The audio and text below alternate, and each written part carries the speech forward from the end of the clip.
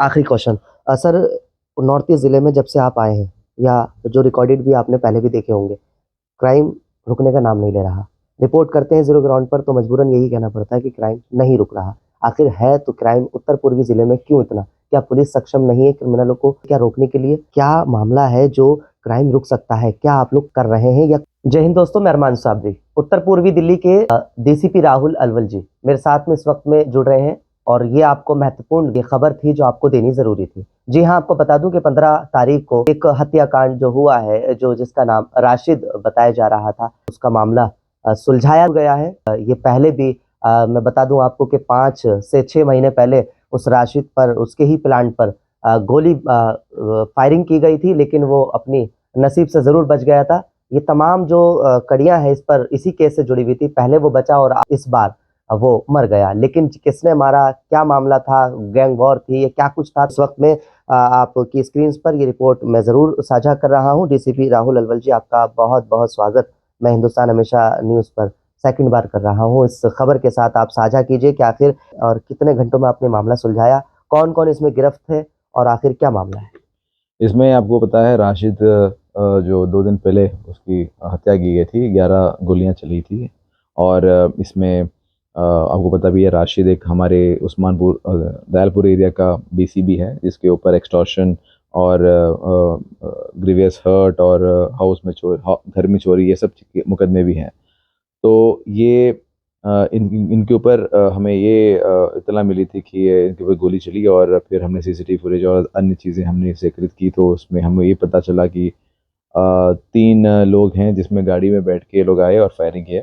हमने उन तीनों को आइडेंटिफाई किया है, और फर्दर हमारे इन्वेस्टिगेशन में ये पता चला कि 2 लोग हैं जो इसमें इन तीनों को हेल्प किया है। उसमें इमरान है जो ये नूरुल्लाही मस्जिद के पास उन्होंने एक गाड़ी चोरी की और उसी गाड़ी को इन्होंने इन तीनों को दी जो वारदात को अंजाम दिया। उसके अलावा एक अयान है जो चांदबाग का रहने वाला है, उसने इस राशिद को रेकी करने के लिए उसको भेजा गया देखने के लिए कि वो दुकान में है कि नहीं। तो इसमें मैं ये बोलना चाहता हूँ कि जो इसके पहले की जो वारदात आप बात कर रहे हैं, उसमें राजा मेवाती ने इसकी दुकान के ऊपर गोली चलाई डराने के लिए उसको। उसमें हमने मुकदमा भी दर्ज किए और हमने राजा मेवाती को भी अरेस्ट भी किया था। और फिर बाद में ये नसीम दुरानी और ये हरुण, इन दोनों के बीच में झगड़ा है। पहले वो साथ में काम करते थे और इन दोनों के बीच में झगड़ा था, तो इन्हीं परिवार सदस्य और जो दोस्त हैं उन्हीं के बीच में ये राइवलरी एंड रिवेंज है। सो उस बेसिस राजा मेवाती का जो रिवेंज है उसको इन्होंने राशिद के ऊपर निकाला है। सवाल ये है सर कि राजा मेवाती ही ने, आपने कहा जैसे कि इस पर गोली फायरिंग वगैरह करवाई थी, और आपने ये भी कहा कि इस पर मुकदमा पुलिस ने जरूर दर्ज कर लिया गया था, और राजा मेवाती, अगर मुकदमा दर्ज हुआ था, वो बंद हुआ था और फिर उसकी बाद में डेथ भी हो गई थाना खजूरी खास क्षेत्र में, लेकिन वो राजा मेवाती छूटा क्यों इतनी जल्दी ही? या फिर छूटने की वजह खास, या तो अगर वो शायद सलाखों के पीछे होता तो शायद उसकी मृत्यु भी बच सकती थी और ये हालात भी नहीं बनते। आपको ये, हम लोग जो भी अब काम करते हैं हम विद इन कानून के दायरे के अंदर ही काम करते हैं। तो हमने जब भी उनको अरेस्ट करते हैं तो हम प्रॉपरली अपना बेल हम कैंसलेशन कराते हैं, और बेल एप्लीकेशन जो भी लगाते हैं उनको बेल रिजेक्ट करने के लिए हम बहुत पूरी कोशिश करते हैं। जब भी ये बेल भी मिलता है, बहुत सारे कंडीशंस भी होते हैं, उसके हिसाब से हम उनका पीछा भी करते हैं कि वो लोग बेल कंडीशंस के विरुद्ध ना जाए। लेकिन जब भी इन लोगों को बेल मिलती है वो एकदम से अपने एरिया इलाके से भागते हैं और उनको फिर ढूंढना पड़ता है, और हम ये काम बहुत ही अपने कोशिश करते हैं कि उनको फिर से ढूंढें और पता चले कि ये लोग कहाँ पे हैं। फिर भी हम उनको अरेस्ट नहीं कर सकते because they have the liberty to move. तो इन लोगों के ऊपर हमारा यही कॉन्सेंट्रेशन रहेगा कि इनके ऊपर बड़े बस बड़े मुकदमा दर्ज करें।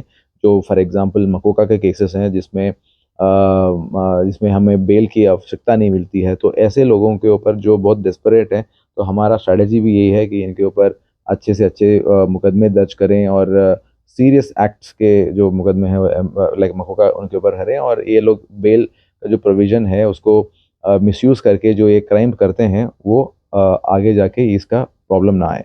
बिल्कुल, राजा मेवाती की डेथ हो गई और जो कुछ मामला था वो पुलिस ऑलरेडी सुलझा चुकी थी, लेकिन अब जो राशिद को मारा गया है, इस पर कौन जुड़ा हुआ है? और ये जो 2 लड़के आप बता रहे हैं, इमरान और इमरान और अयान, ये किसने करवाया इनसे ये काम और इनकी एज लगभग? इनकी इमरान का एज है 20 साल और अयान का है 21 साल। इमरान है ये खजूरी खास का रहने वाला और अयान है चांदबाग का रहने वाला। तो ये हरुण का ही दोस्त हैं और हरुण ने ही ये करवाया है। और हमने जो 3 लोग जो आइडेंटिफाई किए हैं उनमें से एक भी हरुण भी है। तो हमने 3 लोगों को वैसे आइडेंटिफाई कर चुके हैं और हमारी टीम भी लगी है उनको अरेस्ट करने में। अभी एक बाकी है हारून जो मैन हरुण नहीं, अभी तो हरुण और 2 और भी हैं जो उन्होंने वारदात को अंजाम दिए। ये दो लोग ने हमने अरेस्ट किए हैं, वो बाहर से उन लोगों को सहायता पहुंचाई है। हारून कोई बड़ा बदमाश, कोई क्रिमिनल या Yes, क्या yes. रिकॉर्डेड है? ये हमारे पास उसके पास क्रिमिनल रिकॉर्ड है। वो अभी हमारे एरिया में नहीं रहता बहुत सालों से और ये अभी भागा हुआ भी है और हम टीम लगी पड़ी है इसके ऊपर। आखिरी क्वेश्चन सर, नॉर्थ ईस्ट जिले में जब से आप आए हैं या जो रिकॉर्डेड भी आपने पहले भी देखे होंगे, क्राइम रुकने का नाम नहीं ले रहा। रिपोर्ट करते हैं जीरो ग्राउंड पर तो मजबूरन यही कहना पड़ता है कि क्राइम नहीं रुक रहा। आखिर है तो क्राइम उत्तर पूर्वी जिले में क्यों इतना? क्या पुलिस सक्षम नहीं है क्रिमिनलों को क्या रोकने के लिए? तो क्राइम रुक सकता है। क्या आप लोग कर रहे हैं या कर सकते हैं? आप क्या मैसेजेस देते हैं अपने जूनियर ऑफिसर्स को, पुलिस वालों को?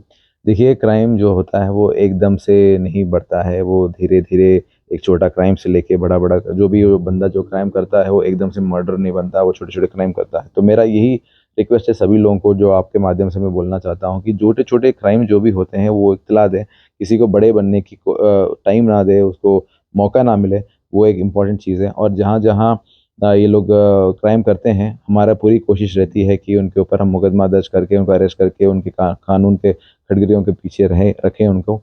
तो और अच्छे से अच्छे सेक्शन भी डालें इनके ऊपर। तो मेरा फोकस यही है कि मेरा टीम को भी बोला है और हमारा फोकस भी यही है कि अच्छे कानून के जो प्रोविजंस है वो यूज़ करें। बहुत सारे बीएनएस के भी प्रोविजंस है, ऑर्गेनाइज क्राइम के, और इवन प्रिवेंटिव एक्शंस के भी बहुत सारे प्रोविजंस हैं। तो वो वाला जो कानून के तौर पे हम काम कर सकते हैं वो तो है ही। इसके अलावा भी मैं लोगों को पूछना चाहता हूँ और रिक्वेस्ट करना चाहता हूँ कि आप अपने एरिया में जो भी लोग कट्टा लेके घूमते हैं, चाकू लेके घूमते हैं, और जो जुवेनाइल्स हैं, जो वेगाबाउंड्स है, और इनके ऊपर कभी कोई चोरी भी करता है, कोई धरा धमकाता भी है, उसके ऊपर इन्फॉर्मेशन हमें तो कतई दे। बिकॉज ये जो इन्फॉर्मेशन होता है वो हमारा डॉक्यूमेंटेशन होता है। और जब ये लोग बेल अप्लाई करते हैं, कोई करने के बाद, कोई अपराध करने के बाद जो बेल एप्लीकेशन करते हैं, ये सब चीज़ें हमारे लिए एविडेंस बनती है कोर्ट के सामने रखने के लिए कि अगर आप बेल दोगे तो ये बंदा ये काम फिर से करने वाला है। अब गिरफ्तारी जो बची में पूरी करेंगे, और जो लड़के हैं अयान और इमरान, इनकी गिरफ्तारी ऑलरेडी हो चुकी है। बहुत बहुत शुक्रिया। मेरे साथ में इस वक्त में जिला के जो डीसीपी हैं राहुल अलवल जी, उन्होंने तमाम बातें बताई हैं और ये भी बताया कि जो अयान है, इमरान है 21 और 20 साल और 21 साल, ये दोनों लड़के बालिग हैं और इनका मामला स्कूटी पर जरूर जुड़ा हुआ था। जो कैमरे, सीसीटीवी कैमरे जो वायरल हुए हैं, जो ये 2 जरूर पकड़े गए हैं। एक बाकी है जो कि हारून बताया जा रहा है, जो कि इस जिले का तो नहीं है, अदर जगह का है। ये बहुत इसकी द्वारा ही ये काम किया गया है। पहले भी 5 से 6 महीने पहले फायरिंग की गई थी उस राशिद पर, और उसमें भी उसका हाथ हारून का जरूर नहीं था, लेकिन जो हालात थे वो राजा मेवाती का था, जो हमने रिपोर्ट आपको जरूर खजूरी खास थाना क्षेत्र इलाके से दिखाई थी। लेकिन कुछ टाइम पहले थाना खजूरी खास क्षेत्र में ही उसकी डेथ हो गई थी। जो भी मामला है वो जरूर क्लियर कर दिया गया है। जो बचा कुचा है वो पुलिस अपने काम में जुटी हुई है, लगी हुई है। आप लोग हमारे साथ इस खास खबर के साथ जुड़े, इसके लिए बहुत शुक्रिया। Thank you very much.